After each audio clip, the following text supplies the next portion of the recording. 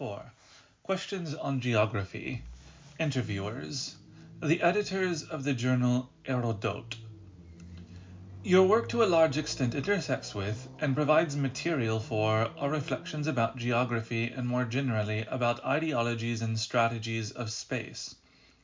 Our questioning of geography brought us into contact with a certain number of concepts you have used: knowledge, savoir, power, science, discursive formation, gaze, episteme, and your archaeology has helped give a direction to our reflection.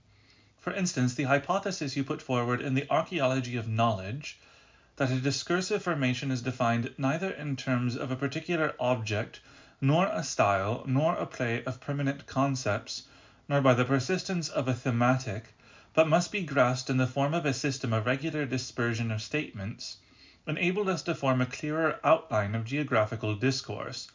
Consequently, we were surprised by your silence about geography. If we are not mistaken, you mention its existence only once in a paper about Cuvier, and then only to number it among the natural sciences. Yet paradoxically, we would have been astounded if you had taken account of geography, since, despite the example of Kant and Hegel, philosophers know nothing about geography. Should we blame for this the geographers who ever since Vidal de la Blache have been careful to shut themselves off under the cover of the human sciences from any contact with Marxism, epistemology, or the history of the sciences? Or should we blame the philosophers, put off by a discipline which is unclassifiable, displaced, straddling the gulf between the natural and the social sciences? Is there a place for geography in your archaeology of knowledge? Doesn't archaeology here reproduce the division between the sciences of nature, the inquiry and the table, and the human sciences, examination, discipline, and thereby dissolve the site where geography could be located? Foucault.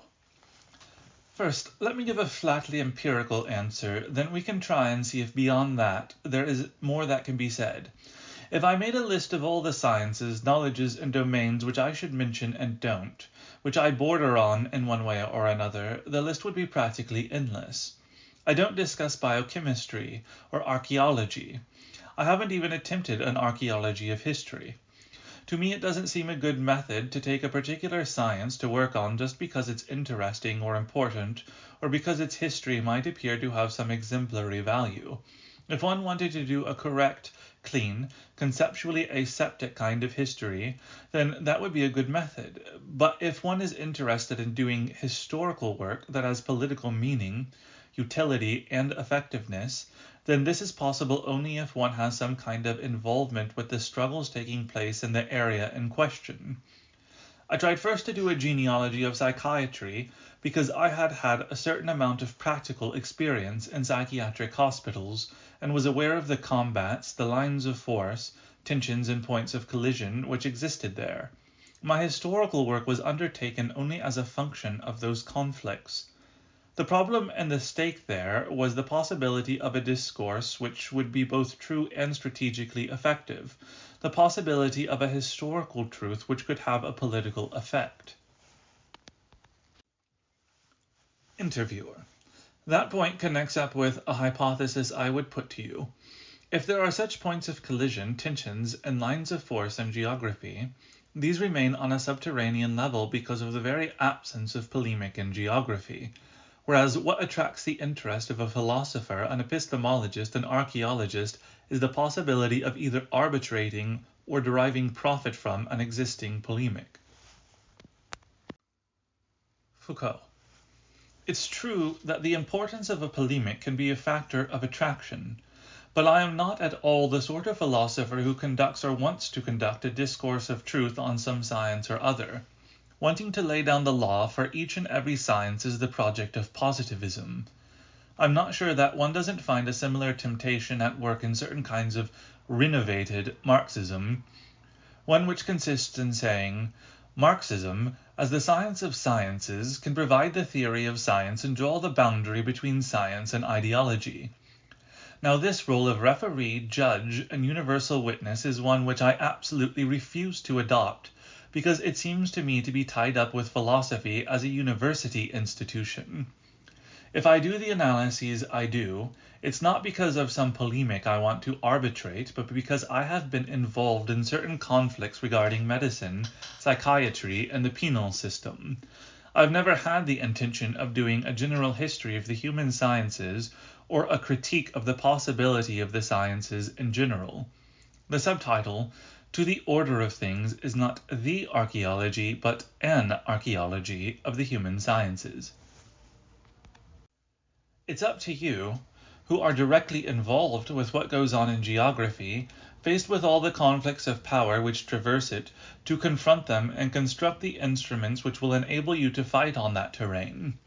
And what you should basically be saying to me is, you haven't occupied yourself with this matter which isn't particularly your affair anyway and which you don't know much about. And I would say in reply, if one or two of these gadgets of approach or method that I've tried to employ with psychiatry, the penal system, or natural history can be of service to you, then I shall be delighted. If you find the need to transform my tools or use others, then show me what they are, because it may be of benefit to me. Interviewer: You often cite historians like Lucien Febvre, Braudel, and Leroy-Ladurie, and pay homage to them in various places. As it happens, these are historians who have tried to open up a dialogue with geography, in order to found either a geohistory or an anthropogeography. There might have been occasion for you to make contact with geography through these historians. Again, in your studies of political economy and natural history, you were verging on the domain of geography. Your work seems to have been constantly bordering on geography without ever taking it explicitly into account. This isn't a demand for some possible archaeology of geography, nor even really an expression of disappointment, just a certain surprise. Foucault: I hesitate to reply only by means of factual arguments, but I think that here again there is a will to essentiality which one should mistrust, which consists in saying, if you don't talk about something, it must be because you are impeded by some major obstacle which we shall proceed to uncover. One can perfectly well not talk about something because one doesn't know about it, not because one has a knowledge which is unconscious and therefore inaccessible. You asked if geography has a place in the archaeology of knowledge. The answer is yes, provided one changes the formulation. Finding a place for geography would imply that the archaeology of knowledge embraces a project of global exhaustive coverage of all domains of knowledge. This is not at all what I had in mind. Archaeology of knowledge only ever means a certain mode of approach. It is true that Western philosophy, since Descartes at least, has always been involved with the problem of knowledge. This is not something one can escape. If someone wanted to be a philosopher but didn't ask himself the question, what is knowledge, or what is truth, in what sense could one say he was a philosopher? And for all that I may like to say I'm not a philosopher, nonetheless if my concern is with truth, then I am still a philosopher. Since Nietzsche, this question of truth has been transformed. It is no longer, what is the surest path to truth, but what is the hazardous career that truth has followed? That was Nietzsche's question, Husserl's as well in the crisis of the European sciences. Science, the constraint to truth, the obligation of truth, and ritualized procedures for its production have traversed absolutely the whole of Western society for millennia, and are now so universalized as to become the general law for all civilizations. What is the history of this will to truth? What are its effects? How is all this interwoven with relations of power? If one takes this line of inquiry, then such a method can be applied to geography. Indeed, it should be, but just as one could equally do the same with pharmacology, microbiology, demography, and who knows what else. Properly speaking, there is no place in archaeology for geography, but it should be possible to conduct an archaeology of geographical knowledge. Interviewer: If geography is invisible or ungrasped in the area of your explorations and excavations, this may be due to the deliberately historical or archaeological approach which privileges the factor of time. Thus one finds in your work a rigorous concern with periodization that contrasts with the vagueness and relative indeterminacy of your spatial demarcations. Your domains of reference are alternately Christendom, the Western world, Northern Europe, and France, without these spaces of reference ever really being justified or even precisely specified. As you write, each periodization is the demarcation in history of a certain level of events, and conversely each level of events demands its own specific periodization, because according to the choice of level, different periodizations have to be marked out, and depending on the periodization one adopts, different levels of events become accessible. This brings us to the complex methodology of discontinuity. It is possible, essential even, to conceive such a methodology of discontinuity for space and the scales of spatial magnitude. You accord a de facto privilege to the factor of time at the cost of nebulous or nomadic spatial demarcations whose uncertainty is in contrast with your care in marking off sections of time, periods, and ages.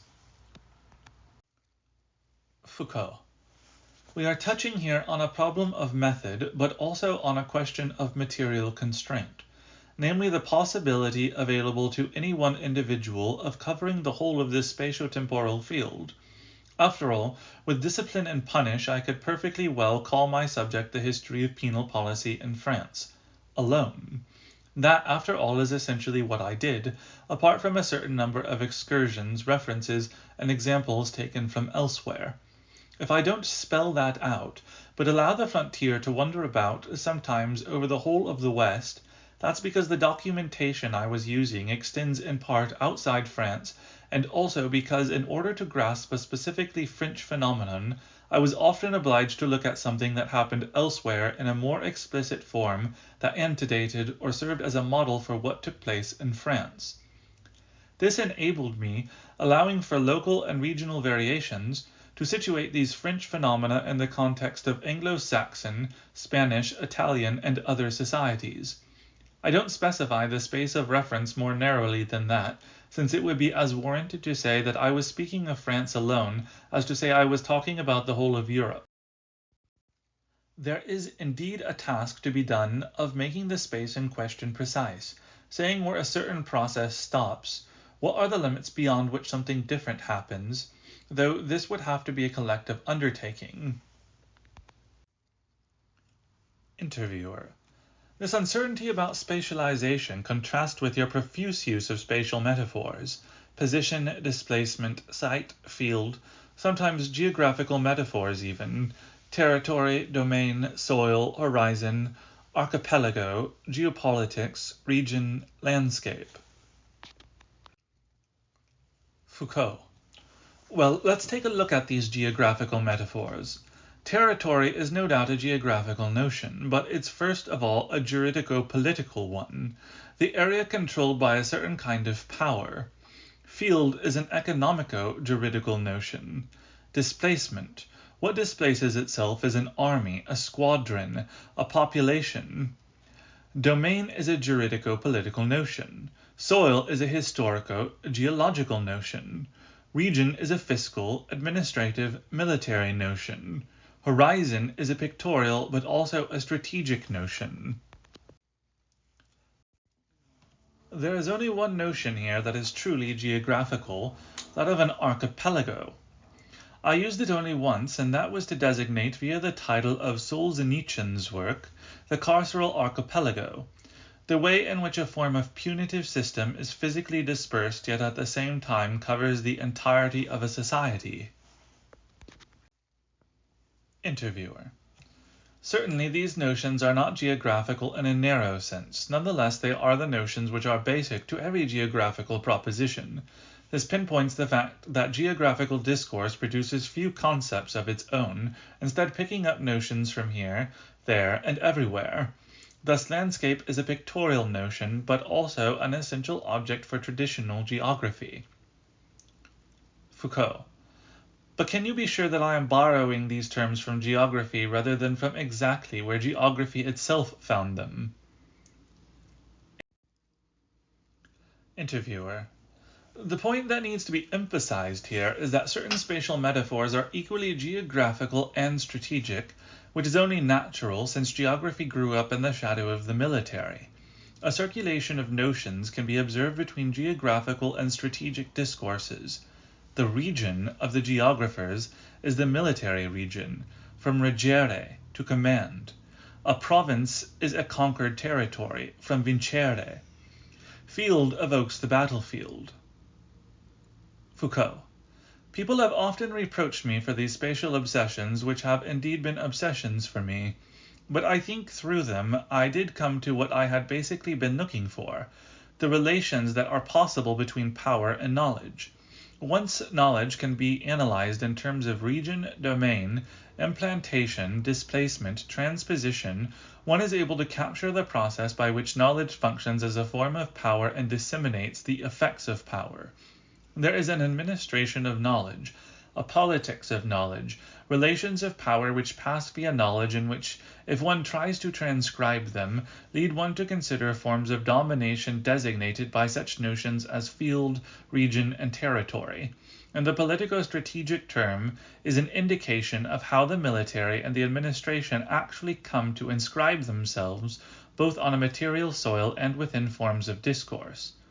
Anyone envisaging the analysis of discourses solely in terms of temporal continuity would inevitably be led to approach and analyze it like the internal transformation of an individual consciousness, which would lead to his erecting a great collective consciousness as the scene of events. Metaphorizing the transformations of discourse in a vocabulary of time necessarily leads to the utilization of the model of individual consciousness with its intrinsic temporality. Endeavoring, on the other hand, to decipher discourse through the use of spatial, strategic metaphors enables one to grasp precisely the points at which discourses are transformed in, through, and on the basis of relations of power. Interviewer.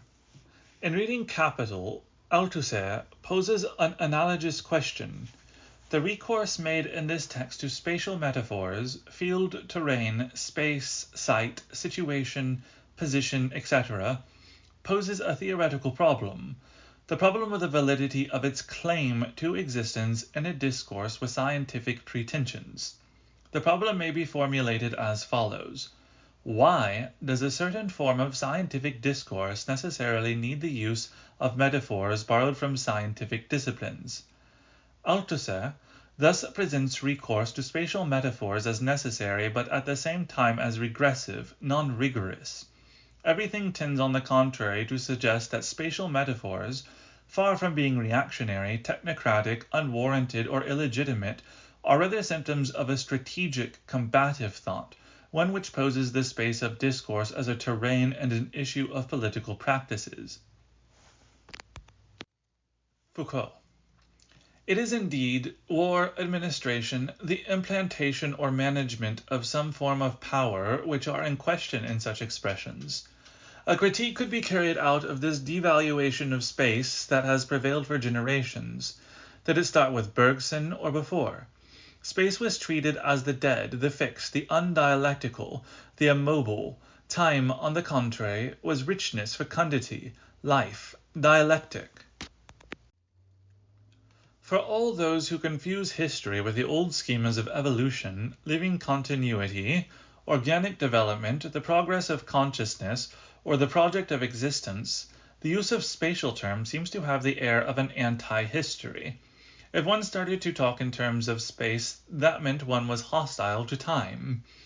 It meant, as the fools say, that one denied history, that one was a technocrat.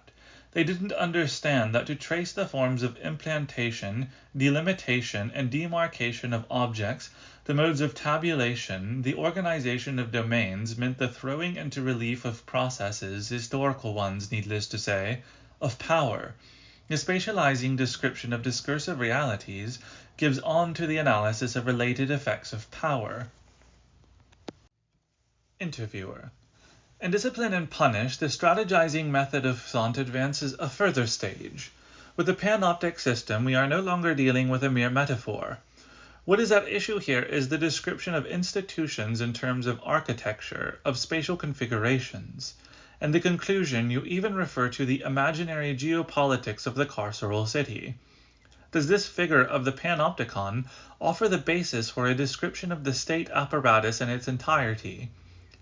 In this latest book, an implicit model of power emerges, the dissemination of micropowers, a dispersed network of apparatuses without a single organizing system, center, or focus, a transverse coordination of disparate institutions and technologies. At the same time, however, you note the installation of state control over schools, hospitals, establishments of correction and education previously in the hands of religious bodies or charitable associations, and parallel with this is the creation of a centralized police, exercising a permanent exhaustive surveillance which makes all things visible by becoming itself invisible. In the 18th century, the organization of police ratifies the generalization of disciplines and attains the dimensions of the state. Foucault. By the term panoptism, I have in mind an ensemble of mechanisms brought into play in all the clusters of procedures used by power. Panoptism was a technological invention in the order of power comparable with the steam engine in the order of production. This invention had the peculiarity of being utilized first of all on a local level, in schools, barracks, and hospitals. This was where the experiment of integral surveillance was carried out. People learned how to establish dossiers, systems of marking and classifying the integrated accountancy of individual records. Certain of the procedures had of course already been utilized in the economy and taxation. But the permanent surveillance of a group of pupils or patients was a different matter, and at a certain moment in time these methods began to become generalized. The police apparatus served as one of the principal vectors of this process of extension, but so too did the Napoleonic administration. I think in the book I quoted a beautiful description of the role of the attorneys general under the empire as the eyes of the emperor. From the first attorney general in Paris to the least assistant public prosecutor in the provinces, one and the same gaze watches for disorder, anticipates the danger of crime, penalizing every deviation. And should any part of this universal gaze chance to slacken, the collapse of the state itself would be imminent. The panoptic system was not so much confiscated by the state apparatuses. Rather, it was these apparatuses which rested on the basis of small-scale, regional, dispersed panoptisms. In consequence, one cannot confine oneself to analyzing the state apparatus alone if one wants to grasp the mechanisms of power in their detail and complexity. There is a sort of schematism that needs to be avoided here, and which incidentally is not to be found in Marx, that consists of locating power in the state apparatus, making this into the major privileged capital and almost unique instrument of the power of one class over another. In reality, power in its exercise goes much further, passes through much finer channels, and is much more ambiguous since each individual has at his disposal a certain power, and for that very reason can also act as the vehicle of transmitting a wider power. The reproduction of the relations of production is not the only function served by power. The systems of domination and the circuits of exploitation certainly interact, intersect, and support each other, but they do not coincide. Interviewer. Even if the state apparatus isn't the only vector of power, it's still true, especially in France with its panoptico-prefectural system, that the state spans the essential sector of disciplinary practices. Foucault. The administrative monarchy of Louis XIV and Louis XV, intensely centralized as it was, certainly acted as an initial disciplinary model. As you know, the police was invented in Louis XV's France. I do not mean in any way to minimize the importance and effectiveness of state power. I simply feel that excessive insistence on its playing an exclusive role leads to the risk of overlooking all the mechanisms and effects of power which don't pass directly via the state apparatus, yet often sustain the state more effectively than its own institutions, enlarging and maximizing its effectiveness. In Soviet society, one has the example of a state apparatus which has changed hands. It leaves social hierarchies, family life, sexuality, and the body more or less as they were in capitalist society. Do you imagine the mechanisms of power that operate between technicians, foremen, and workers are that much different here and in the Soviet Union? Interviewer: You have shown how psychiatric knowledge presupposed and carried within itself the demand for the closed space of the asylum, how disciplinary knowledge contained within itself the model of the prison, Michel's clinical medicine the enclave of the hospital, and political economy the form of the factory.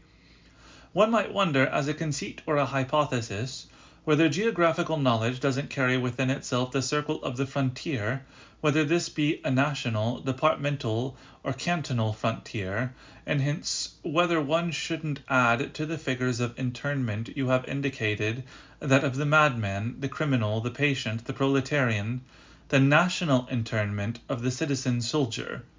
Wouldn't we have here a space of confinement which is both infinitely vaster and less hermetic? Foucault: That's a very appealing notion, and the inmate, in your view, would be the national man, because the geographical discourse which justifies frontiers is that of nationalism. Interviewer: Geography being together with history constitutive of this national discourse, this is clearly shown with the establishment of geographers, universal primary schools which entrust geography with the task of implanting and inculcating the civic and patriotic spirit. Foucault: Which has as its effect the constitution of a personal identity, because it's my hypothesis that the individual is not a pre-given entity which is seized on by the exercise of power. The individual, with his identity and characteristics, is the product of a relation of power exercised over bodies, multiplicities, movements, desires, forces. There is much that could be said as well on the problems of regional identity and its conflicts with national identity. Interviewer: The map instrument of power knowledge spans the three successive chronological thresholds you have described, that of the measure with the Greeks, that of the inquiry during the Middle Ages, that of the examination in the 18th century. The map is linked to each of these forms, being transformed from an instrument of measurement to an instrument of inquiry, becoming finally today an instrument of examination, electoral maps, taxation maps, etc. All the same, the history and archaeology of the map doesn't correspond to your chronology. Foucault: A map giving numbers of votes cast or choices of parties. This is certainly an instrument of examination. I think there is the historical succession of the three models, but obviously these three techniques didn't remain isolated from each other. Each one directly contaminates the others. The inquiry used the technique of measure, and the examination made use of inquiry. Then examination reacted back on the first two models, and this brings us back to an aspect of your first question. Doesn't the distinction between examination and inquiry reproduce the distinction between social science and science of nature? What, in fact, I would like to see is how inquiry as a model, a fiscal, administrative, political schema, came to serve as a matrix for the great surveys which are made at the end of the 18th century, where people travel the world gathering information. They don't collect their data raw. Literally, they inquire in terms of schemas which are more or less clear or conscious for them, and I believe the sciences of nature did indeed install themselves within this general form of the inquiry, just as the sciences of man were born at the moment when the procedures of surveillance and record-taking of individuals were established, although that was only a starting point, and because of the effects of intersection that were immediately produced, the forms of inquiry and examination interacted, and as a consequence, the sciences of nature and man also overlapped in terms of their concepts, methods, and results. I think one could find in geography a good example of a discipline which systematically uses measure, inquiry, and examination. Interviewer: There is a further omnipresent figure in geographical discourse, that of the inventory or catalogue, and this kind of inventory precisely combines the triple register of inquiry, measure, and examination. The geographer, and this is perhaps his essential strategic function, collects information in an inventory which in its raw state does not have much interest and is not in fact usable except by power. What power needs is not science, but a mass of information which its strategic position can enable it to exploit. This gives us a better understanding both of the epistemological weakness of geographical studies and at the same time of their profitability, past more than present, for apparatuses of power. Though 17th century travelers and 19th century geographers were actually intelligence gatherers, collecting and mapping information which was directly exploitable by colonial powers, strategists, traders, and industrialists. Foucault. I can cite an anecdote here for what it's worth. A specialist in documents of the reign of Louis XIV discovered while looking at 17th century diplomatic correspondence that many narratives that were subsequently repeated as travelers' tales of all sorts of marvels, incredible plants and monstrous animals were actually coded reports. They were precise accounts of the military state of the countries traversed, their economic resources, markets, wealth, and possible diplomatic relations. So that what many people ascribe to the persistent naivete of certain 18th century naturalists and geographers were in reality extraordinarily precise reports whose key has apparently now been deciphered. Interviewer. Wondering why there have never been polemics within geography, we immediately thought of the weak influence Marcus had on geographers. There has never been a Marxist geography nor even a Marxist current in geography. Those geographers who invoke Marxism tend, in fact, to go off into economics or sociology, giving privileged attention to the planetary or the medium scale. Marxism and geography are hard to articulate with one another. Perhaps Marxism, or at any rate capital, and the economic text in general, does not lend itself very readily to a spatializing approach because of the privilege it gives to the factor of time. Is that what is at issue in this remark of yours in an interview? Whatever the importance of their modification of Ricardo's analyses, I don't believe Marx's economic analyses escape from the epistemological space established by Ricardo. Foucault. As far as I'm concerned, Marx doesn't exist. I mean, the sort of entity constructed around a proper name, signifying at once a certain individual, the totality of his writings, and an immense historical process deriving from him.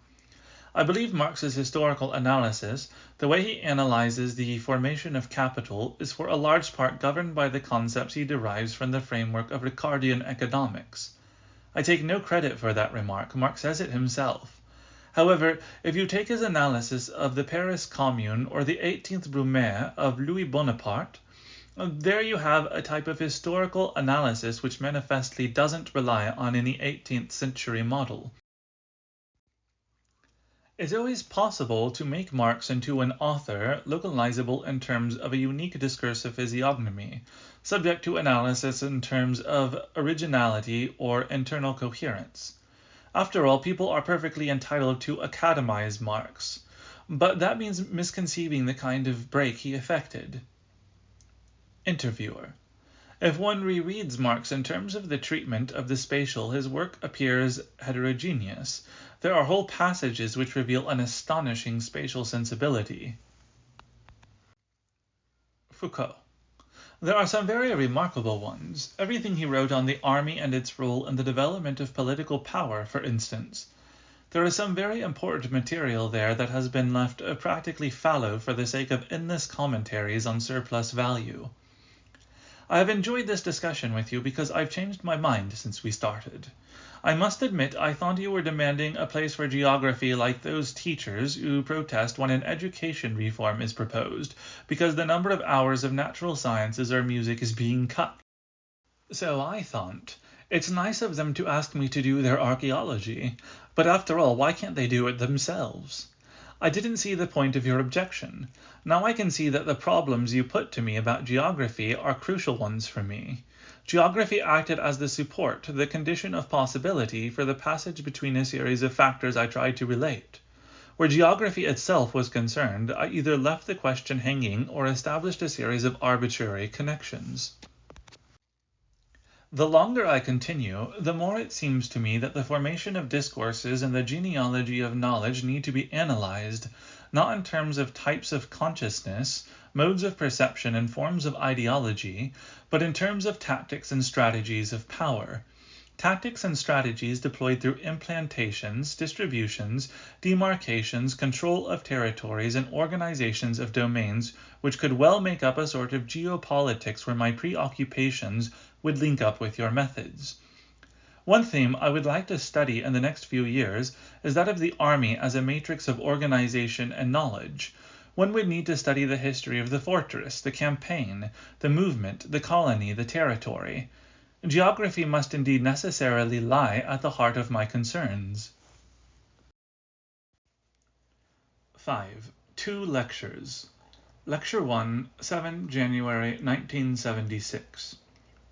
I have wanted to speak to you of my desire to be finished with and to somehow terminate a series of researches that have been our concern for some 4 or 5 years now, in effect from the date of my arrival here, and which, I am well aware, have met with increasing difficulties, both for you and for myself.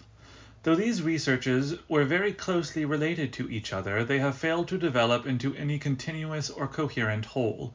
They are fragmentary researches, none of which in the last analysis can be said to have proved definitive, nor even to have led anywhere. Diffused, and at the same time repetitive, they have continually retrod the same ground, invoked the same themes, the same concepts, etc. You will recall my work here, such as it has been, some brief notes on the history of penal procedure, a chapter or so on the evolution and institutionalization of psychiatry in the 19th century, some observations on sophistry, on Greek money, on the medieval Inquisition. I have sketched a history of sexuality, or at least a history of knowledge of sexuality, on the basis of the last confessional practice of the 17th century, or the forms of control of infantile sexuality in the 18th to 19th century. I have sketched a genealogical history of the origins of a theory and a knowledge of anomaly, and of the various techniques that relate to it. None of it does more than mark time. Repetitive and disconnected, it advances nowhere. Since indeed it never ceases to say the same thing, it perhaps says nothing. It is tangled up into an indecipherable, disorganized muddle. In a nutshell, it is inconclusive. Still, I could claim that, after all, these were only trails to be followed. It mattered little where they led. Indeed, it was important that they did not have a predetermined starting point, a destination. They were merely lines laid down for you to pursue or to divert elsewhere, for me to extend upon or redesign as the case might be. They are, in the final analysis, just fragments, and it is up to you or me to see what we can make of them.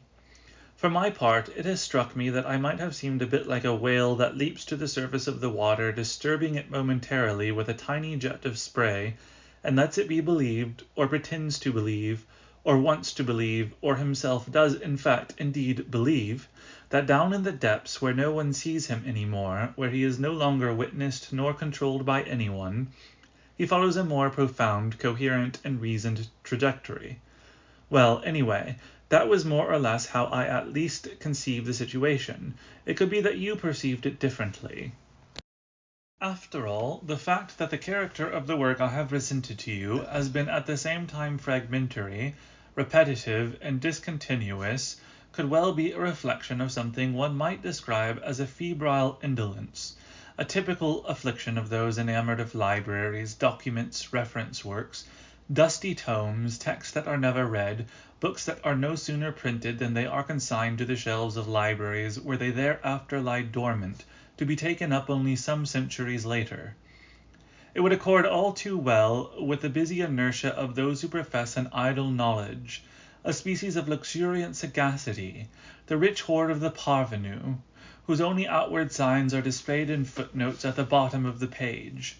It would accord with all those who feel themselves to be associates of one of the more ancient or more typical secret societies of the West, those oddly indestructible societies unknown, it would seem, to antiquity, which came into being with Christianity, most likely at the time of the first monasteries, at the periphery of the invasions, the fires, and the forests.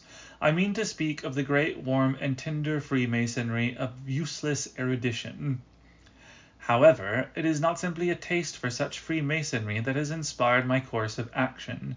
It seems to me that the work we have done could be justified by the claim that it is adequate to a restricted period, that of the last 10, 15, at most 20 years, a period notable for two events which, for all they may not be really important, are nonetheless, to my mind, quite interesting.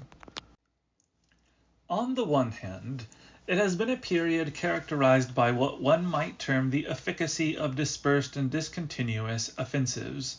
There are a number of things I have in mind here. I am thinking, for example, where it was a case of undermining the function of psychiatric institutions, of that curious efficacy of localized anti-psychiatric discourses. These are discourses which you are well aware lacked and still lack any systematic principles of coordination of the kind that would have provided or might today provide a system of reference for them. I am thinking of the original reference towards existential analysis or of certain directions inspired in a general way by Marxism, such as Reichian theory. Again, I have in mind that strange efficacy of the attacks that have been directed against traditional morality and hierarchy, attacks which again have no reference, except perhaps in a vague and fairly distant way, to Reich and Marcuse. On the other hand, there is also the efficacy of the attacks upon the legal and penal system, some of which had a very tenuous connection with a general and in any case a pretty dubious notion of class justice, while others had a rather more precisely defined affinity with anarchist themes. Equally, I am thinking of the efficacy of a book such as l'Anti-Oedipe, which really has no other source of reference than its own prodigious theoretical inventiveness, a book, or rather a thing, an event, which has managed, even at the most mundane level of psychoanalytic practice, to introduce a note of shrillness into that murmured exchange that has for so long continued uninterrupted between couch and armchair. I would say, then, that what has emerged in the course of the last 10 or 15 years is a sense of the increasing vulnerability to criticism of things, institutions, practices, discourses. A certain fragility has been discovered in the very bedrock of existence, even, and perhaps above all, in those aspects of it that are most familiar, most solid, and most intimately related to our bodies and to our everyday behavior. But together with this sense of instability and this amazing efficacy of discontinuous, particular and local criticism, one in fact also discovers something that perhaps was not initially foreseen, something one might describe as precisely the inhibiting effect of global totalitarian theories. It is not that these global theories have not provided, nor continue to provide in a fairly consistent fashion, useful tools for local research. Marxism and psychoanalysis are proofs of this, but I believe these tools have only been provided on the condition that the theoretical unity of these discourses was in some sense put in abeyance, or at least curtailed, divided, overthrown, caricatured, theatricalized, or what you will. In each case, the attempt to think in terms of a totality has in fact proved a hindrance to research. So, the main point to be gleaned from these events of the last 15 years, their predominant feature is the local character of criticism. That should not, I believe, be taken to mean that its qualities are those of an obtuse, naive, or primitive empiricism, nor is it a soggy eclecticism, an opportunism that laps up any and every kind of theoretical approach. Nor does it mean a self-imposed asceticism, which taken by itself would reduce to the worst kind of theoretical impoverishment. I believe that what this essentially local character of criticism indicates in reality is an autonomous, non-centralized kind of theoretical production, one that is to say, whose validity is not dependent on the approval of the established regimes of thought. It is here that we touch upon another feature of these events that has been manifest for some time now. It seems to me that this local criticism has proceeded by means of what one might term a return of knowledge. What I mean by that phrase is this. It is a fact that we have repeatedly encountered, at least at a superficial level, in the course of most recent times, an entire thematic to the effect that it is not theory but life that matters, not knowledge but reality, not books but money, etc. But it also seems to me that over and above and arising out of this thematic, there is something else to which we are witness and which we might describe as an insurrection of subjugated knowledges. By subjugated knowledges, I mean two things. On the one hand, I am referring to the historical contents that have been buried and disguised in a functionalist coherence or formal systemization. Concretely, it is not a semiology of the life of the asylum. It is not even a sociology of delinquency that has made it possible to produce an effective criticism of the asylum and likewise of the prison, but rather the immediate emergence of historical contents. And this is simply because only the historical contents allow us to rediscover the ruptural effects of conflict and struggle that the order imposed by functionalist or systematizing thought is designed to mask. Subjugated knowledges are thus those blocks of historical knowledge which were present but disguised within the body of functionalist and systematizing theory, and which criticism, which obviously draws upon scholarship, has been able to reveal. On the other hand, I believe that by subjugated knowledges one should understand something else. Something which in a sense is altogether different, namely a whole set of knowledges that have been disqualified as inadequate to their task or insufficiently elaborated. Naive knowledges, located low down on the hierarchy, beneath the required level of cognition or scientificity. I also believe that it is through the reemergence of these low-ranking knowledges, these unqualified, even directly disqualified knowledges, such as that of the psychiatric patient, of the ill person, of the nurse, of the doctor, parallel and marginal as they are to the knowledge of medicine, that of the delinquent, etc., and which involve what I would call a popular knowledge, le savoir des gens. Though it is far from being a general common sense knowledge, but it is on the contrary a particular local regional knowledge, a differential knowledge incapable of unanimity, and which owes its force only to the harshness with which it is opposed by everything surrounding it, that it is through the reappearance of this knowledge, of these local popular knowledges, these disqualified knowledges, that criticism performs its work.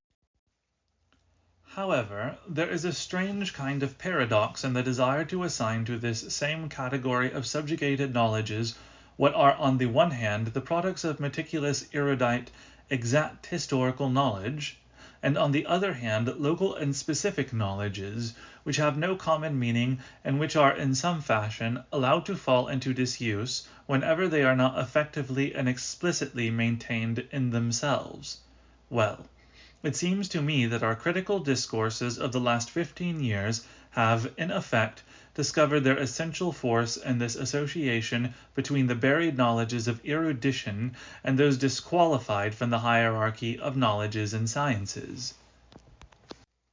In the two cases, in the case of the erudite, as in that of the disqualified knowledges, with what in fact were these buried, subjugated knowledges really concerned? They were concerned with a historical knowledge of struggles, and the specialized areas of erudition, as in the disqualified, popular knowledge, there lay the memory of hostile encounters which even up to this day have been confined to the margins of knowledge. What emerges out of this is something one might call a genealogy, or rather a multiplicity of genealogical researches, a painstaking rediscovery of struggles together with the rude memory of their conflicts. And these genealogies, that are the combined product of an erudite knowledge and a popular knowledge, were not possible and could not even have been attempted except on one condition, namely that the tyranny of globalizing discourses, with their hierarchy and all their privileges of a theoretical avant-garde, was eliminated. Let us give the term genealogy to the union of erudite knowledge and local memories which allows us to establish a historical knowledge of struggles and to make use of this knowledge tactically today. This then will be a provisional definition of the genealogies which I have attempted to compile with you over the last few years. You are well aware that this research activity, which one can thus call genealogical, has nothing at all to do with an opposition between the abstract unity of theory and the concrete multiplicity of facts. It has nothing at all to do with a disqualification of the speculative dimension which opposes to it, in the name of some kind of scientism, the rigor of well-established knowledges. It is not therefore via an empiricism that the genealogical project unfolds, nor even via a positivism in the ordinary sense of that term. What it really does is to entertain the claims to attention of local, discontinuous, disqualified, illegitimate knowledges against the claims of a unitary body of theory which would filter, hierarchize, and order them in the name of some true knowledge and some arbitrary idea of what constitutes a science and its objects. Genealogies are therefore not positivistic returns to a more careful or exact form of science. They are precisely anti-sciences. Not that they vindicate a lyrical right to ignorance or non-knowledge. It is not that they are concerned to deny knowledge, or that they esteem the virtues of direct cognition and base their practice upon an immediate experience that escapes encapsulation in knowledge. It is not that with which we are concerned. We are concerned, rather, with the insurrection of knowledges that are opposed primarily not to the contents, methods, or concepts of a science, but to the effects of the centralizing powers which are linked to the institution and functioning of an organized scientific discourse within a society such as ours. Nor does it basically matter all that much that this institutionalization of scientific discourse is embodied in a university, or more generally, in an educational apparatus, in a theoretical commercial institution such as psychoanalysis, or within the framework of reference that is provided by a political system such as Marxism. For it is really against the effects of the power of a discourse that is considered to be scientific that the genealogy must wage its struggle. To be more precise, I would remind you how numerous have been those who for many years now, probably for more than half a century, have questioned whether Marxism was or was not a science. One might say that the same issue has been posed and continues to be posed in the case of psychoanalysis, or even worse, in that of the semiology of literary texts. But to all these demands of is it or is it not a science, the genealogies or the genealogists would reply, if you really want to know, the fault lies in your very determination to make a science out of Marxism or psychoanalysis or this or that study. If we have any objection against Marxism, it lies in the fact that it could effectively be a science. In more detailed terms, I would say that even before we can know the extent to which something such as Marxism or psychoanalysis can be compared to a scientific practice in its everyday functioning, its rules of construction, its working concepts, that even before we can pose the question of a formal and structural analogy between Marxist or psychoanalytic discourse, it is surely necessary to question ourselves about our aspirations to the kind of power that is presumed to accompany such a science. It is surely the following kinds of question that would need to be posed. What types of knowledge do you want to disqualify in the very instant of your demand, is it a science? Which speaking, discoursing subjects, which subjects of experience and knowledge, do you then want to diminish when you say, I, who conduct this discourse, am conducting a scientific discourse, and I am a scientist? Which theoretical political avant-garde do you want to enthrone in order to isolate it from all the discontinuous forms of knowledge that circulate about it? When I see you straining to establish the scientificity of Marxism, I do not really think that you are demonstrating once and for all that Marxism has a rational structure and that therefore its propositions are the outcome of verifiable procedures. For me, you are doing something altogether different. You are investing Marxist discourses and those who uphold them with the effects of a power which the West since medieval times has attributed to science and has reserved for those engaged in scientific discourse. By comparison, then, and in contrast to the various projects which aim to inscribe knowledges in the hierarchical order of power associated with science, A genealogy should be seen as a kind of attempt to emancipate historical knowledges from that subjection, to render them, that is, capable of opposition and of struggle against the coercion of a theoretical, unitary, formal, and scientific discourse. It is based on a reactivation of local knowledges, of minor knowledges as Deleuze might call them, in opposition to the scientific hierarchization of knowledges and the effects intrinsic to their power. This, then, is the project of these disordered and fragmentary genealogies.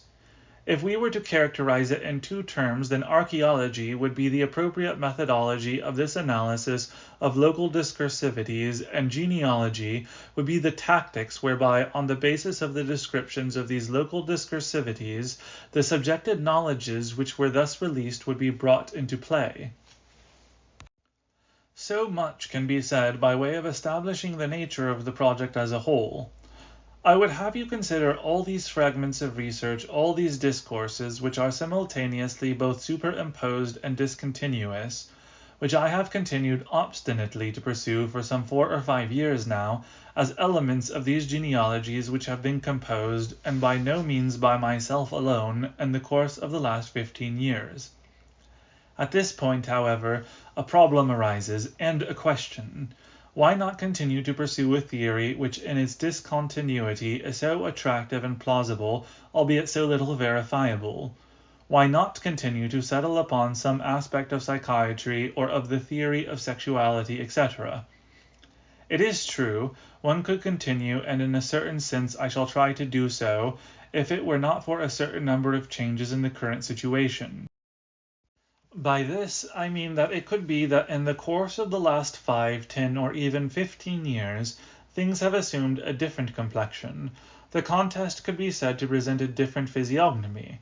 Is the relation of forces today still such as to allow these disinterred knowledges some kind of autonomous life? Can they be isolated by these means from every subjugating relationship? What force do they have taken in themselves?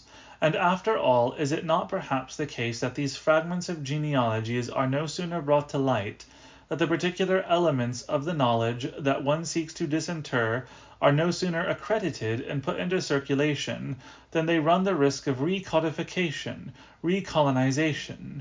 In fact, those unitary discourses, which first disqualified and then ignored them when they made their appearance, are, it seems, quite ready now to annex them, to take them back within the fold of their own discourse, and to invest them with everything this implies in terms of their effects of knowledge and power. And if we want to protect these only lately liberated fragments, are we not in danger of ourselves constructing with our own hands that unitary discourse to which we are invited, perhaps to lure us into a trap by those who say to us, "All this is fine, but where are you heading? What kind of unity are you after?" The temptation up to a certain point is to reply, "Well, we just go on, in a cumulative fashion. After all, the moment at which we risk colonization has not yet arrived." One could even attempt to throw out a challenge. Just try to colonize us, then. Or one might say, for example, has there been, from the time when anti-psychiatry or the genealogy of psychiatric institutions were launched, and it is now a good 15 years ago, a single Marxist or a single psychiatrist who has gone over the same ground in his own terms and shown that these genealogies that we produced were false, inadequately elaborated, poorly articulated, and ill-founded? In fact, as things stand in reality, these collected fragments of a genealogy remain, as they have always been, surrounded by a prudent silence. At most, the only arguments that we have heard against them have been of the kind I believe were voiced by Monsieur Joukhin. All this is all very well, but Soviet psychiatry nonetheless remains the foremost in the world. To which I would reply, how right you are. Soviet psychiatry is indeed the foremost in the world, and it is precisely that which one would hold against it. The silence, or rather the prudence, with which the unitary theories avoid the genealogy of knowledges might therefore be a good reason to continue to pursue it. Then at least one could proceed to multiply the genealogical fragments in the form of so many traps, demands, challenges, what you will. But in the long run, it is probably over-optimistic, if we are thinking in terms of a contest, that of knowledge against the effects of the power of scientific discourse, to regard the silence of one's adversaries as indicative of a fear we have inspired in them. For perhaps the silence of the enemy, and here at the very least we have a methodological or tactical principle that it is always useful to bear in mind, can also be the index of our failure to produce any such fear at all. At all events, we must proceed just as if we had not alarmed them at all, in which case it will be no part of our concern to provide a solid and homogeneous theoretical terrain for all these dispersed genealogies, nor to descend upon them from on high with some kind of halo of theory that would unite them. Our task, on the contrary, will be to expose and specify the issue at stake in this opposition, this struggle, this insurrection of knowledges against the institutions and against effects of the knowledge and power that invest scientific discourse. What is at stake in all these genealogies is the nature of this power which has surged into view in all its violence, aggression, and absurdity in the course of the last 40 years, contemporaneously, that is, with the collapse of fascism and the decline of Stalinism. What we must ask is this power, or rather, since that is to give a formulation to the question that invites the kind of theoretical coronation of the whole, which I am so keen to avoid, what are these various contrivances of power, whose operations extend to such differing levels and sectors of society and are possessed of such manifold ramifications? What are their mechanisms, their effects, and their relations? The issue here can, I believe, be crystallized essentially in the following question. Is the analysis of power or of powers to be deduced in one way or another from the economy? Let me make this question and my reasons for posing it somewhat clearer. It is not at all my intention to abstract from what are innumerable and enormous differences. Yet despite and even because of these differences, I consider there to be a certain point in common between the juridical and, let us call it, liberal conception of political power, found in the philosophe of the 18th century, and the Marxist conception, or at least at any rate a certain conception currently held to be Marxist. I would call this common point an economism in the theory of power. By that I mean that in the case of the classic juridical theory, power is taken to be a right, which one is able to possess like a commodity, and which one can in consequence transfer or alienate, either wholly or partially, through a legal act or through some act that establishes a right, such as takes place through cession or contract. Power is that concrete power which every individual holds and whose partial or total cession enables political power or sovereignty to be established. This theoretical construction is essentially based on the idea that the constitution of political power obeys the model of a legal transaction involving a contractual type of exchange, hence the clear analogy that runs through all these theories between power and commodities, power and wealth. In the other case, I am thinking here of the general Marxist conception of power. One finds none of all that. Nonetheless, there is something else inherent in this latter conception, something which one might term an economic functionality of power. This economic functionality is present to the extent that power is conceived primarily in terms of the role it plays in the maintenance simultaneously of the relations of production and of a class domination which the development in specific forms of the forces of production have rendered possible. On this view, then, the historical raison d'être of political power is to be found in the economy. Broadly speaking, in the first case we have a political power whose formal model is discoverable in the process of exchange, the economic circulation of commodities. In the second case, the historical raison d'être of political power and the principle of its concrete forms and actual functioning is located in the economy. Well then, the problem involved in the researches to which I refer can, I believe, be broken down in the following manner. In the first place, is power always in a subordinate position relative to the economy? Is it always in the service of and ultimately answerable to the economy? Is its essential end and purpose to serve the economy? Is it destined to realize, consolidate, maintain, and reproduce the relations appropriate to the economy and essential to its functioning? In the second place, is power modeled upon the commodity? Is it something that one possesses, acquires, cedes through force or contract, that one alienates or recovers, that circulates, that voids this or that region? Or, on the contrary, do we need to employ varying tools in its analysis, even, that is, when we allow that it effectively remains the case that the relations of power do indeed remain profoundly enmeshed in and with economic relations, and participate with them in a common circuit? If that is the case, it is not the models of functional subordination or formal isomorphism that will characterize the interconnection between politics and the economy. Their indissolubility will be of a different order, one that it will be our task to determine. What means are available to us today if we seek to conduct a non-economic analysis of power? Very few, I believe. We have in the first place the assertion that power is neither given nor exchanged nor recovered, but rather exercised, and that it only exists in action. Again, we have at our disposal another assertion to the effect that power is not primarily the maintenance and reproduction of economic relations, but is above all a relation of force. The questions to be posed would then be these. If power is exercised, what sort of exercise does it involve? And what does it consist? What is its mechanism? There is an immediate answer that many contemporary analyses would appear to offer.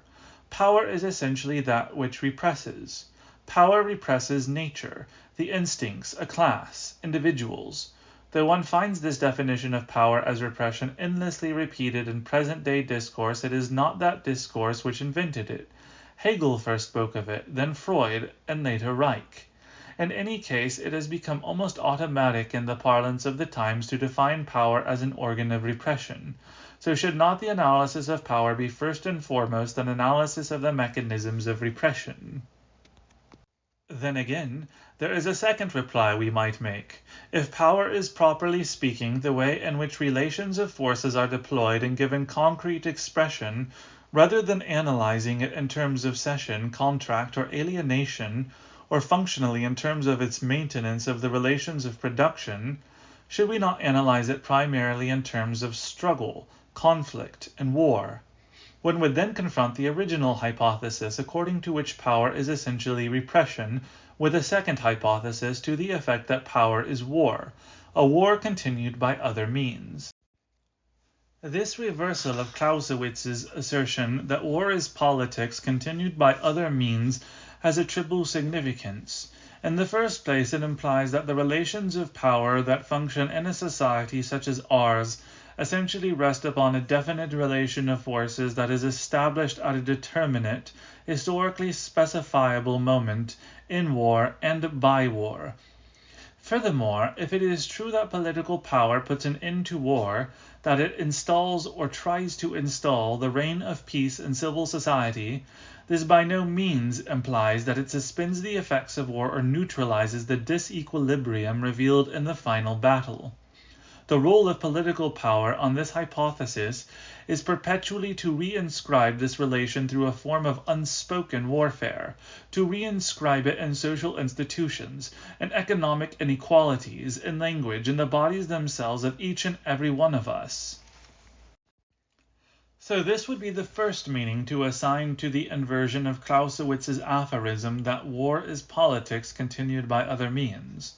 It consists in seeing politics as sanctioning and upholding the disequilibrium of forces that was displayed in war. But there is also something else that the inversion signifies, namely, that none of the political struggles, the conflicts waged over power, with power, for power, the alterations in the relations of forces, the favoring of certain tendencies, the reinforcements, etc., that come about within this civil peace, that none of these phenomena in a political system should be interpreted except as the continuation of war. They should, that is to say, be understood as episodes, factions, and displacements in that same war. Even when one writes the history of peace and its institutions, it is always the history of this war that one is writing. The third and final meaning to be assigned to the inversion of Clausewitz's aphorism is that the end result can only be the outcome of war, that is, of a contest of strength to be decided in the last analyses by recourse to arms. The political battle would cease with this final battle. Only a final battle of that kind would put an end once and for all to the exercise of power as continual war. So, no sooner do we attempt to liberate ourselves from economistic analyses of power than two solid hypotheses offer themselves. The one argues that the mechanisms of power are those of repression. For convenience sake, I shall term this Reich's hypothesis. The other argues that the basis of the relationship of power lies in the hostile engagement of forces. Again, for convenience, I shall call this Nietzsche's hypothesis.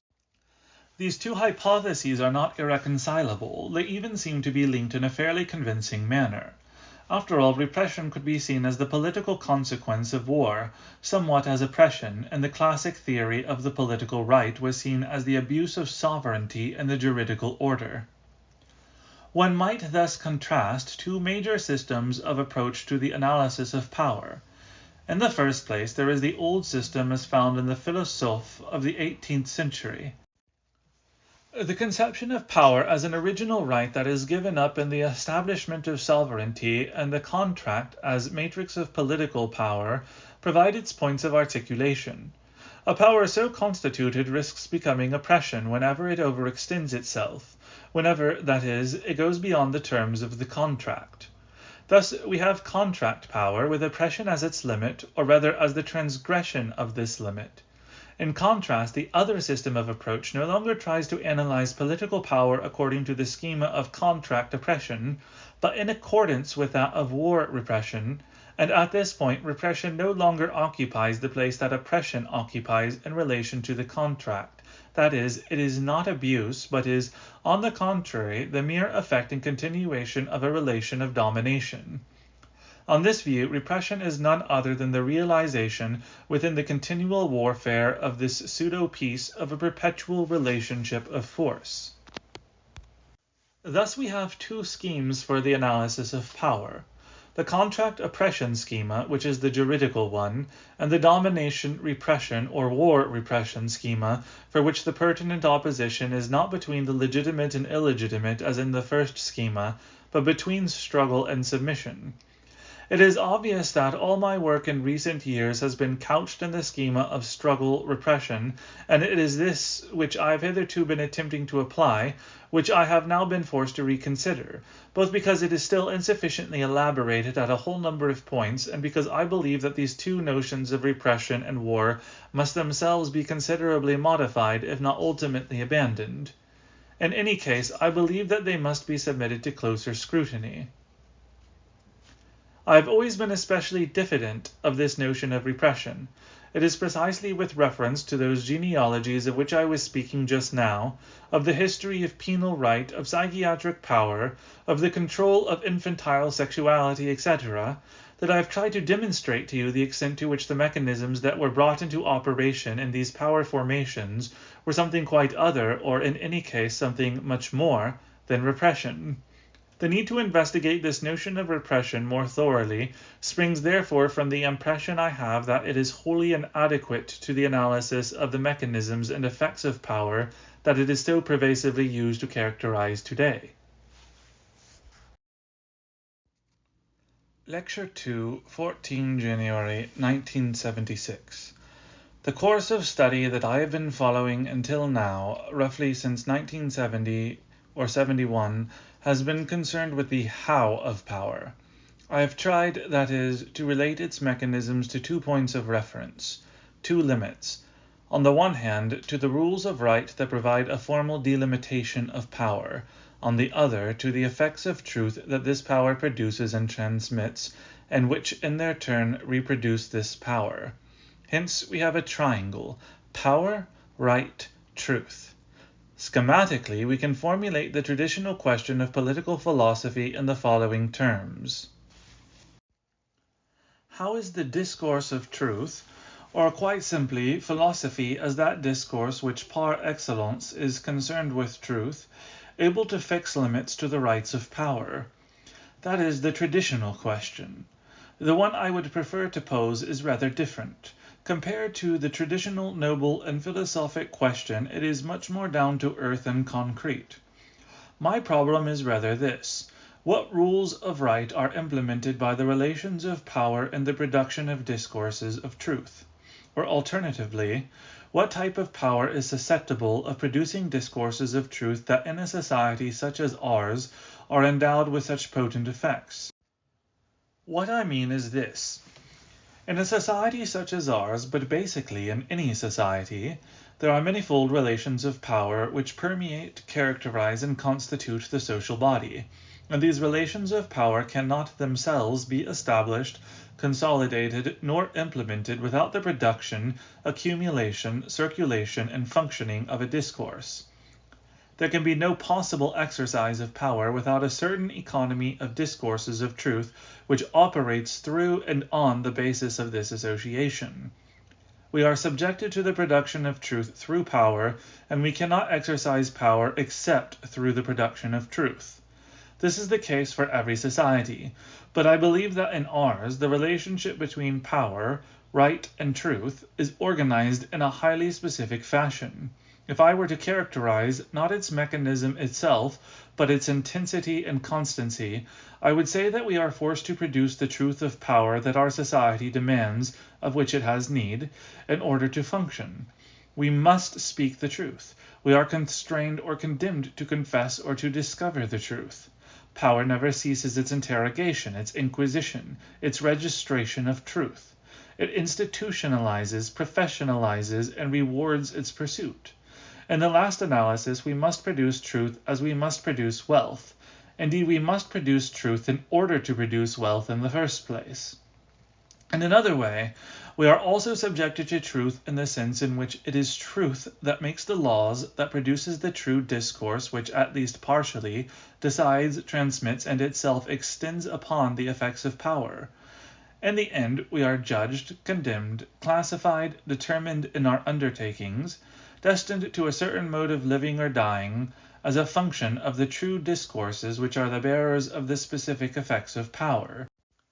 So, it is the rules of right, the mechanisms of power, the effects of truth, or if you like, the rules of power and the powers of true discourses, that can be said more or less to have formed the general terrain of my concern, even if, as I know full well, I have traversed it only partially and in a very zigzag fashion. I should like to speak briefly about this course of research, about what I have considered as being its guiding principle, and about the methodological imperatives and precautions which I have sought to adopt. As regards the general principle involved in a study of the relations between right and power, it seems to me that in Western societies since medieval times, it has been royal power that has provided the essential focus around which legal thought has been elaborated. It is in response to the demands of royal power for its profit and to serve as its instrument or justification that the juridical edifice of our own society has been developed.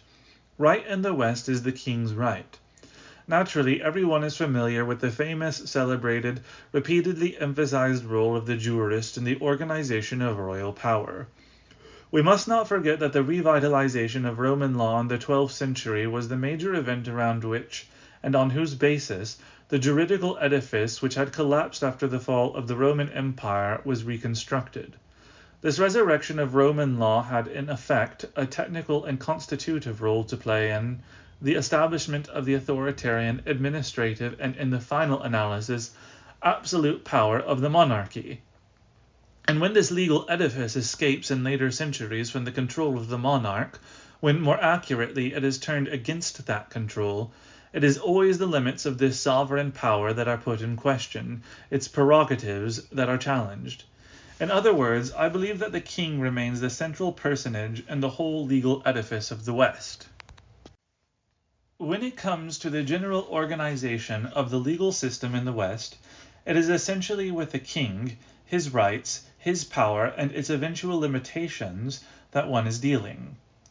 Whether the jurists were the king's henchmen or his adversaries, it is of royal power that we are speaking in every case when we speak of these grandiose edifices of legal thought and knowledge.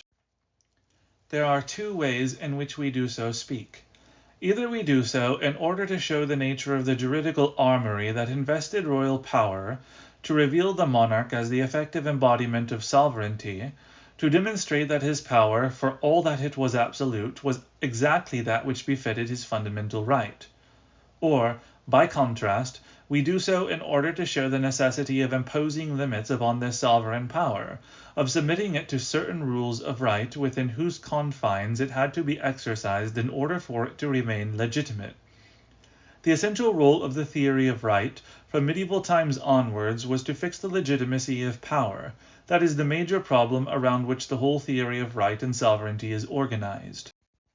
When we say that sovereignty is the central problem of right in Western societies, what we mean basically is that the essential function of the discourse and the techniques of right has been to efface the domination intrinsic to power in order to present the latter at the level of appearance under two different aspects.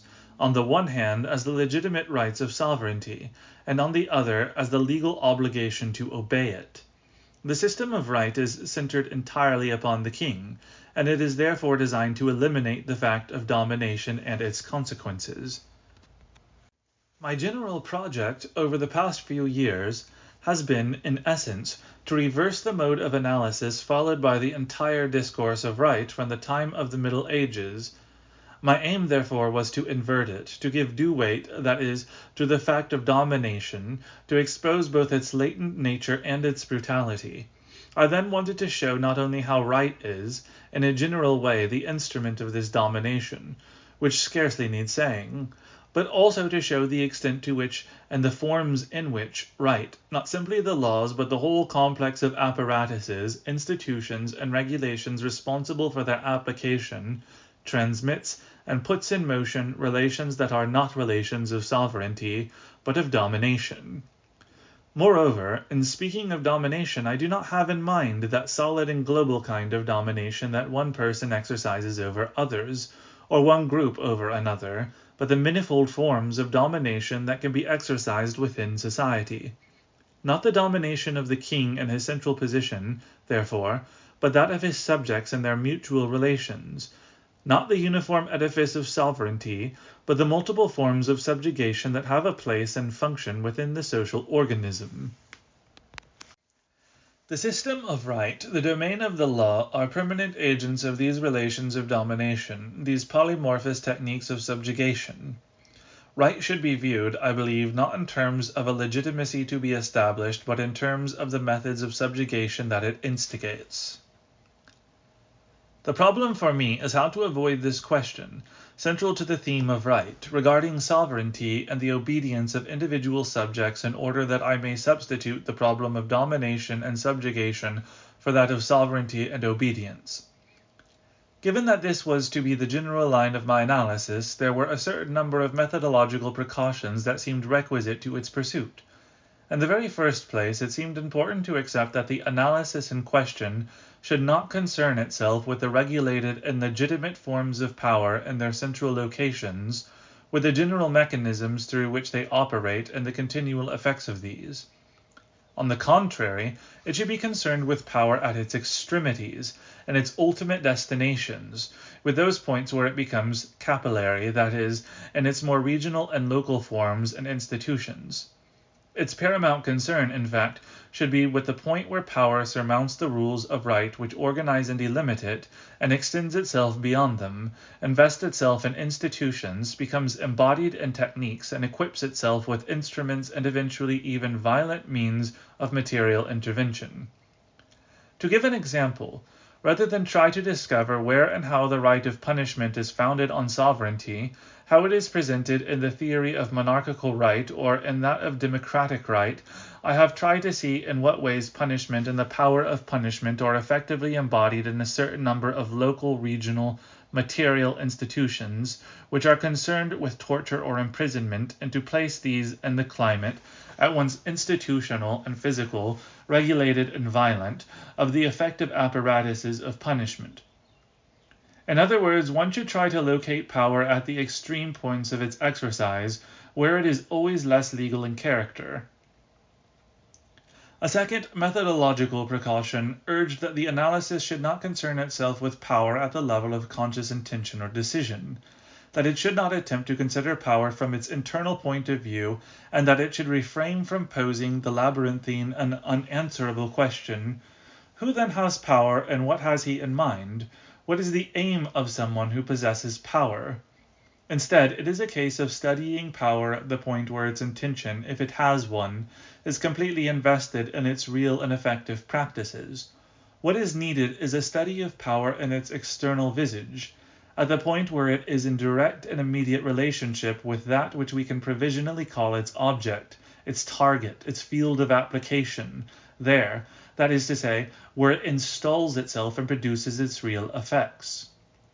Let us not therefore ask why certain people want to dominate, what they seek, what is their overall strategy. Let us ask, instead, how things work at the level of ongoing subjugation, at the level of those continuous and uninterrupted processes which subject our bodies, govern our gestures, dictate our behaviors, etc. In other words, rather than ask ourselves how the sovereign appears to us in his lofty isolation, we should try to discover how it is that subjects are gradually, progressively, really and materially constituted through a multiplicity of organisms, forces, energies, materials, desires, thoughts, etc. We should try to grasp subjection in its material instance as a constitution of subjects. This would be the exact opposite of Hobbes's project in Leviathan, and of that, I believe, of all jurists for whom the problem is the distillation of a single will, or rather the constitution of a unitary singular body animated by the spirit of sovereignty, from the particular wills of a multiplicity of individuals. Think of the scheme of Leviathan. Insofar as he is a fabricated man, Leviathan is no other than the amalgamation of a certain number of separate individualities who find themselves reunited by the complex of elements that go to compose the state. But at the heart of the state, or rather at its head, there exists something which constitutes it as such, and this is sovereignty, which Hobbes says is precisely the spirit of Leviathan. Well, rather than worry about the problem of the central spirit, I believe that we must attempt to study the myriad of bodies which are constituted as peripheral subjects as a result of the effects of power. A third methodological precaution relates to the fact that power is not to be taken to be a phenomenon of one individual's consolidated and homogeneous domination over others, or that of one group or class over others. What, by contrast, should always be kept in mind is that power, if we do not take too distant a view of it, is not that which makes the difference between those who exclusively possess and retain it and those who do not have it and submit to it. Power must be analyzed as something which circulates, or rather as something which only functions in the form of a chain. It is never localized here or there, never in anybody's hands, never appropriated as a commodity or piece of wealth. Power is employed and exercised through a net-like organization, and not only do individuals circulate between its threads, they are always in the position of simultaneously undergoing and exercising this power. They are not only its inert or consenting target, they are always also the elements of its articulation. In other words, individuals are the vehicles of power, not its points of application. The individual is not to be conceived as a sort of elementary nucleus, a primitive atom, a multiple and inert material on which power comes to fasten or against which it happens to strike, and in so doing subdues or crushes individuals. In fact, it is already one of the prime effects of power that certain bodies, certain gestures, certain discourses, certain desires come to be identified and constituted as individuals. The individual, that is not the vis-a-vis of power. It is, I believe, one of its prime effects. The individual is an effect of power, and at the same time, or precisely to the extent to which it is that effect, it is the element of its articulation. The individual which power has constituted is at the same time its vehicle. There is a fourth methodological precaution that follows from this. When I say that power establishes a network through which it freely circulates, this is true only up to a certain point. In much the same fashion, we could say that therefore we all have a fascism in our heads, or more profoundly, that we all have a power in our bodies. But I do not believe that one should conclude from that power is the best distributed thing in the world, although in some sense that is indeed so. We are not dealing with a sort of democratic or anarchic distribution of power through bodies. That is to say, it seems to me, and this then would be the fourth methodological precaution, that the important thing is not to attempt some kind of deduction of power starting from its center and aimed at the discovery of the extent to which it permeates into the base, of the degree to which it reproduces itself down to and including the most molecular elements of society. One must rather conduct an ascending analysis of power, starting that is from its infinitesimal mechanisms, which each have their own history, their own trajectory, their own techniques and tactics, and then see how these mechanisms of power have been and continue to be invested, colonized, utilized, involuted, transformed, displaced, extended, etc., by ever more general mechanisms and by forms of global domination. It is not that this global domination extends itself right to the base in a plurality of repercussions. I believe that the manner in which the phenomena, the techniques, and the procedures of power enter into play at the most basic levels must be analyzed, that the way in which these procedures are displaced, extended, and altered must certainly be demonstrated.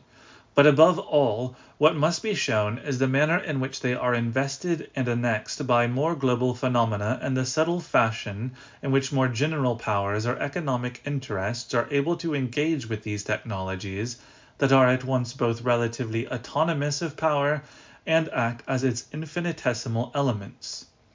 In order to make this clearer, one might cite the example of madness. The descending type of analysis, the one of which I believe one ought to be wary, will say that the bourgeoisie has, since the 16th or 17th century, been the dominant class. From this premise, it will then set out to deduce the internment of the insane. One can always make this deduction, it is always easily done, and that is precisely what I would hold against it. It is in fact a simple matter to show that since lunatics are precisely those persons who are useless to industrial production, one is obliged to dispense with them. One could argue similarly in regard to infantile sexuality, and several thinkers, including Wilhelm Reich, have indeed sought to do so, up to a certain point. Given the domination of the bourgeois class, how can one understand the repression of infantile sexuality? Well, very simply, given that the human body has become essentially a force of production from the time of the 17th and 18th century, all the forms of its expenditure which did not lend themselves to the constitution of the productive forces, and were therefore exposed as redundant, were banned, excluded, and repressed. These kinds of deduction are always possible. They are simultaneously correct and false. Above all, they are too glib because one can always do exactly the opposite and show, precisely by appeal to the principle of the dominance of the bourgeois class, that the forms of control of infantile sexuality could in no way have been predicted. On the contrary, it is equally plausible to suggest that what was needed was sexual training, the encouragement of a sexual precociousness, given that what was fundamentally at stake was the constitution of a labor force whose optimal state, as we well know, at least at the beginning of the 19th century, was to be infinite. The greater the labor force, the better able would the system of capitalist production have been to fulfill and improve its functions. I believe that anything can be deduced from the general phenomenon of the domination of the bourgeois class. What needs to be done is something quite different. One needs to investigate historically, and beginning from the lowest level, how mechanisms of power have been able to function.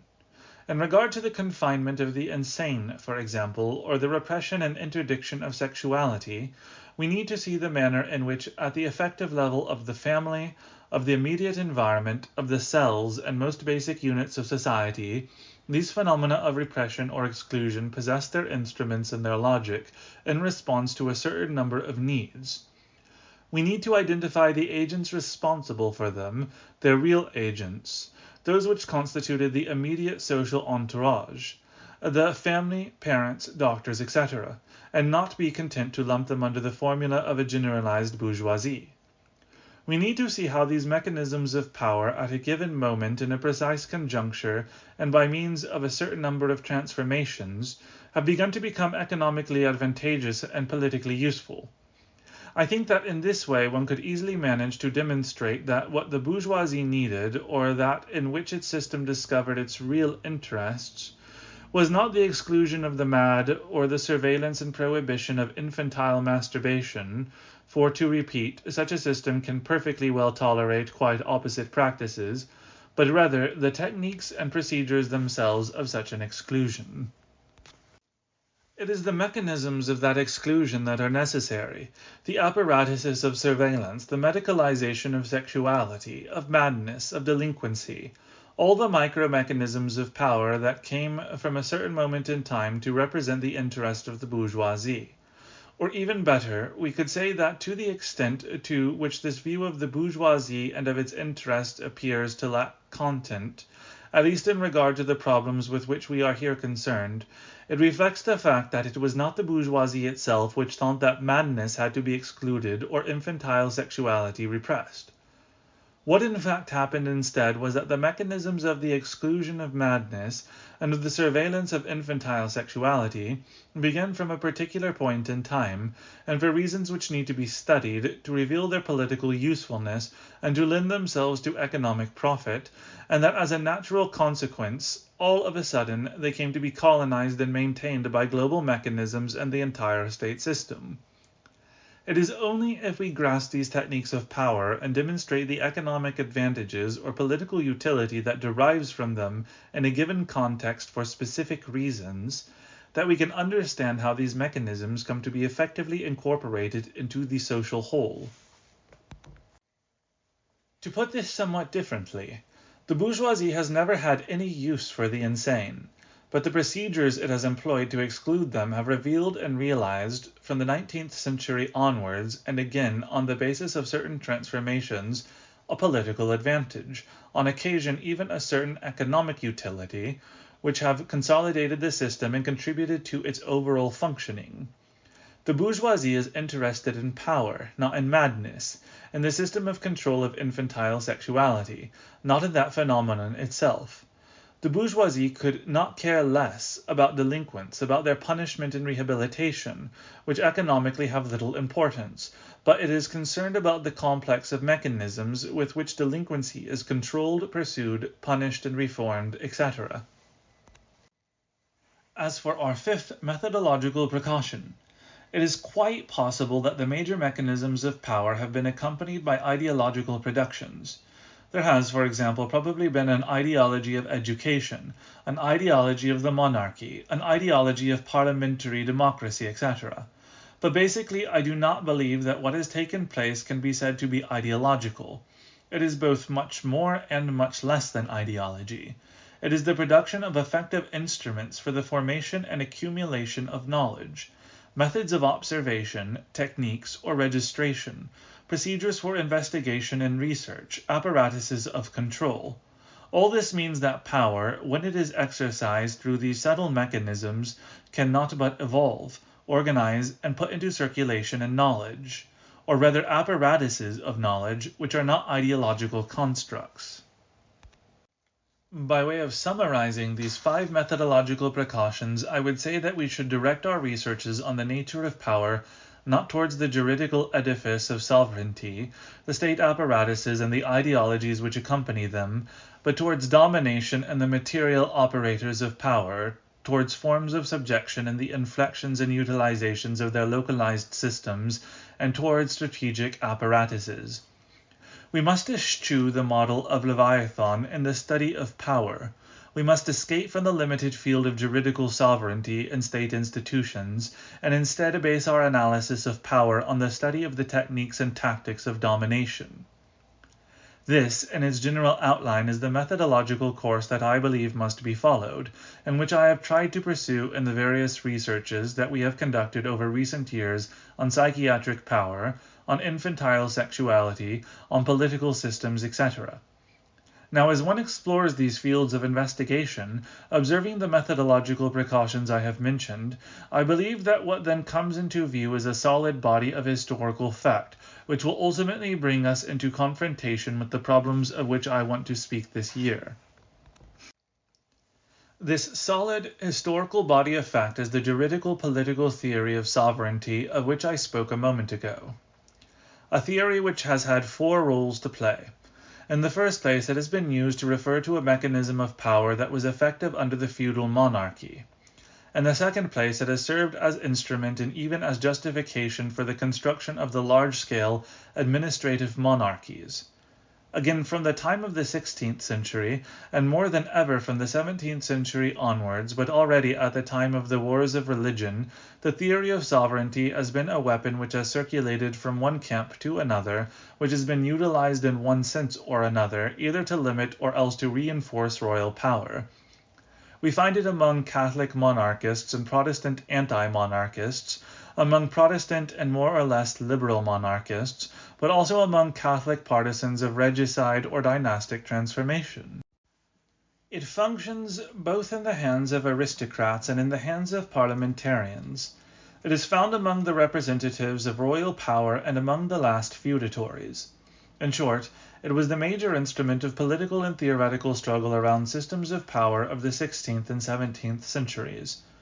Finally, in the 18th century, it is again this same theory of sovereignty, reactivated through the doctrine of Roman law, that we find in its essentials in Rousseau and his contemporaries, but now with a fourth role to play. Now it is concerned with the construction, in opposition to the administrative, authoritarian, and absolutist monarchies, of an alternative model, that of parliamentary democracy, and it is still this role that it plays at the moment of the revolution. Well, it seems to me that if we investigate these four roles, there is a definite conclusion to be drawn. As long as a feudal type of society survived, the problems to which the theory of sovereignty was addressed were in effect confined to the general mechanisms of power, to the way in which its forms of existence at the higher level of society influenced its exercise at the lowest levels. In other words, the relationship of sovereignty, whether interpreted in a wider or a narrower sense, encompasses the totality of the social body. In effect, the mode in which power was exercised could be defined in its essentials in terms of the relationship sovereign-subject. But in the 17th and 18th centuries, we have the production of an important phenomenon, the emergence, or rather the invention, of a new mechanism of power possessed of highly specific procedural techniques, completely novel instruments, quite different apparatuses, and which is also, I believe, absolutely incompatible with the relations of sovereignty. This new mechanism of power is more dependent upon bodies and what they do than upon the earth and its products. It is a mechanism of power which permits time and labor, rather than wealth and commodities, to be extracted from bodies. It is a type of power which is constantly exercised by means of surveillance, rather than in a discontinuous manner by means of a system of levies or obligations distributed over time. It presupposes a tightly knit grid of material coercions, rather than the physical existence of a sovereign. It is ultimately dependent upon the principle, which introduces a genuinely new economy of power, that one must be able simultaneously both to increase the subjected forces and to improve the force and efficacy of that which subjects them. This type of power is in every aspect the antithesis of that mechanism of power which the theory of sovereignty described or sought to transcribe. The latter is linked to a form of power that is exercised over the earth and its products, much more than over human bodies and their operations. The theory of sovereignty is something which refers to the displacement and appropriation on the part of power, not of time and labor, but of goods and wealth. It allows discontinuous obligations distributed over time to be given legal expression, but it does not allow for the codification of a continuous surveillance. It enables power to be founded in the physical existence of the sovereign, but not in continuous and permanent systems of surveillance. The theory of sovereignty permits the foundation of an absolute power in the absolute expenditure of power. It does not allow for a calculation of power in terms of the minimum expenditure for the maximum return. This new type of power, which can no longer be formulated in terms of sovereignty, is, I believe, one of the great inventions of bourgeois society. It has been a fundamental instrument in the constitution of industrial capitalism and of the type of society that is its accompaniment. This non-sovereign power, which lies outside the form of sovereignty, is disciplinary power. Impossible to describe in the terminology of the theory of sovereignty, from which it differs so radically. This disciplinary power ought by rights to have led to the disappearance of the grand juridical edifice created by that theory. But in reality, the theory of sovereignty has continued not only to exist as an ideology of right, but also to provide the organizing principle of the legal codes which Europe acquired in the 19th century, beginning with the Napoleonic Code. Why has the theory of sovereignty persisted in this fashion as an ideology and an organizing principle of these major legal codes? For two reasons, I believe. On the one hand, it has been, in the 18th and again in the 19th century, a permanent instrument of criticism of the monarchy and of all the obstacles that can thwart the development of disciplinary society. But at the same time, the theory of sovereignty and the organization of a legal code centered upon it have allowed a system of right to be superimposed upon the mechanisms of discipline in such a way as to conceal its actual procedures, the element of domination inherent in its techniques, and to guarantee to everyone, by virtue of the sovereignty of the state, the exercise of his proper sovereign rights.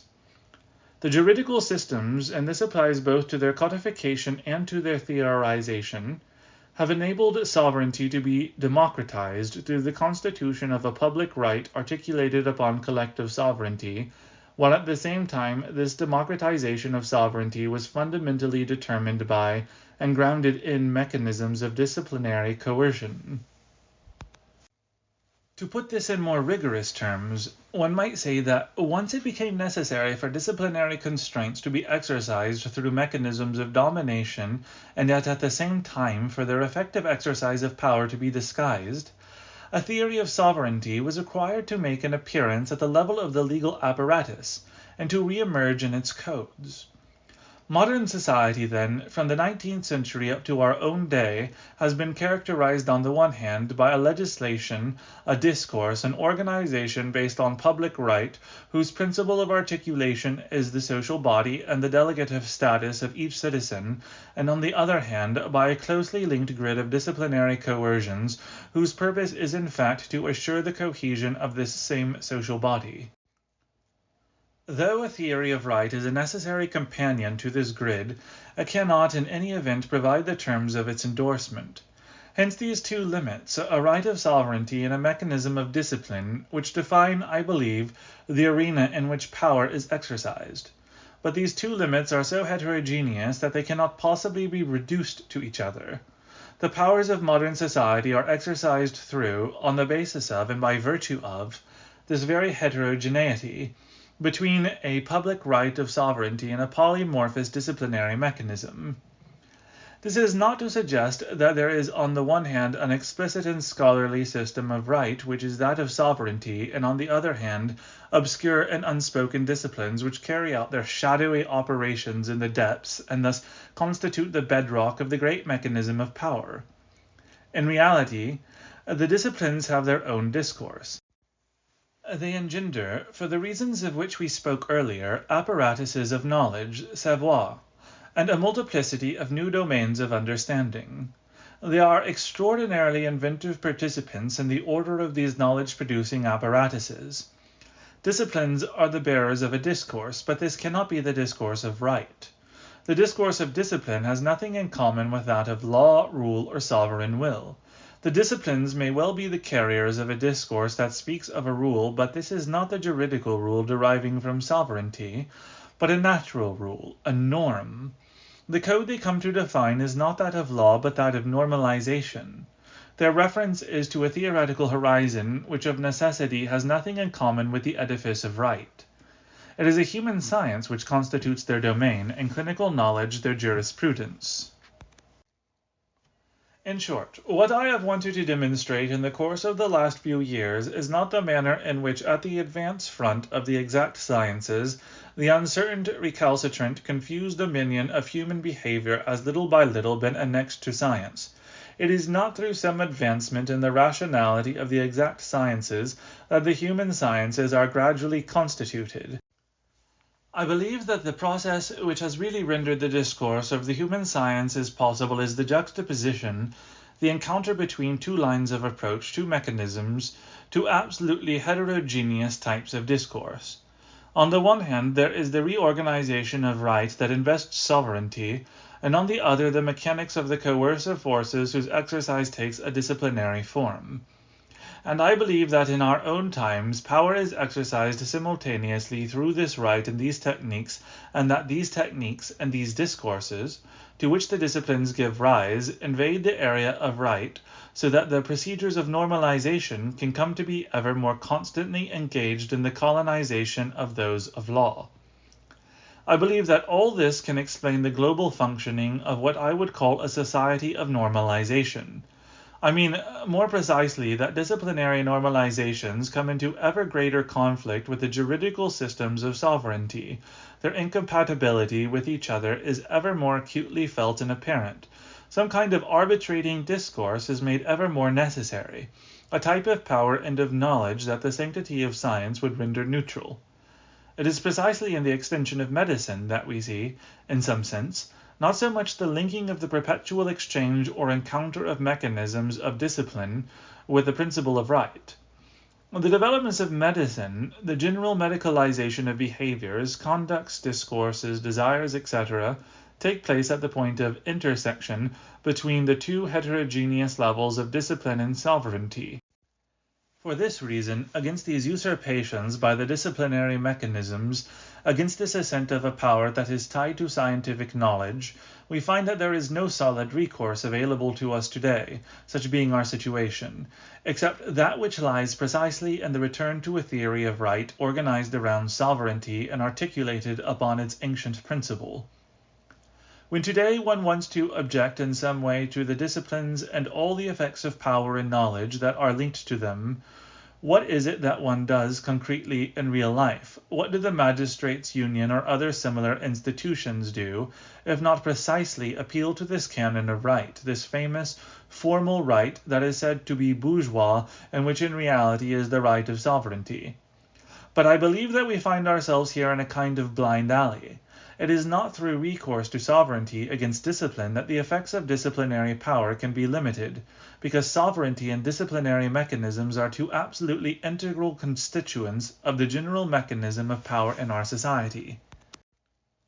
If one wants to look for a non-disciplinary form of power, or rather to struggle against disciplines and disciplinary power, it is not towards the ancient right of sovereignty that one should turn, but towards the possibility of a new form of right, one which must indeed be anti-disciplinarian, but at the same time liberated from the principle of sovereignty. It is at this point that we once more come up against the notion of repression, whose use in this context I believe to be doubly unfortunate.